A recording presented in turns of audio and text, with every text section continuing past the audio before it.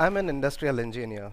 The goal in my life has always been to make more and more products in least amount of time and resources. While working at Toyota, all I knew was how to make cars until I met Dr. Akira Miyawaki, who came to our factory to make a forest in it in order to make it carbon neutral. I was so fascinated that I decided to learn this methodology by joining his team as a volunteer. Soon, I started making a forest in the backyard of my own house, and this is how it looks after 3 years. These forests, compared to a conventional plantation, grows 10 times faster. They are 30 times more dense and 100 times more biodiverse. Within 2 years of having this forest in our backyard, I could observe that the groundwater didn't dry during summers. The number of bird species spotted in this area doubled. Quality of air became better, and we started harvesting seasonal fruits, growing effortlessly right in the backyard of our house.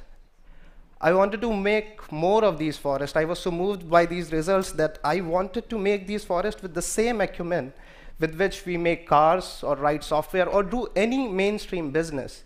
So I formed a company which is an end-to-end service provider to create these native natural forests. But to make afforestation as a mainstream business or an industry, we had to standardize the process of forest making. So we benchmarked the Toyota production system, known for its quality and efficiency, for the process of forest making.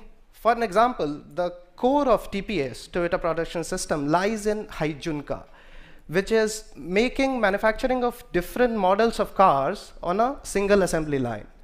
We replace these cars with trees, using which now we can make multi-layer forest. These forests utilize 100% vertical space. They are so dense that one can't even walk into them. For an example, we can make a 300 trees forest in area as small as parking spaces of 6 cars. In order to reduce cost and our own carbon footprint, we started utilizing local biomass as soil amender and fertilizers.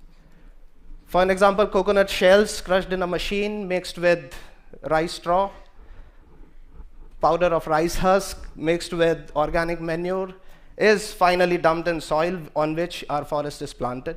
Once planted, we use grass or rice straw to cover the soil so that all the water which goes into irrigation doesn't get back evaporated into atmosphere.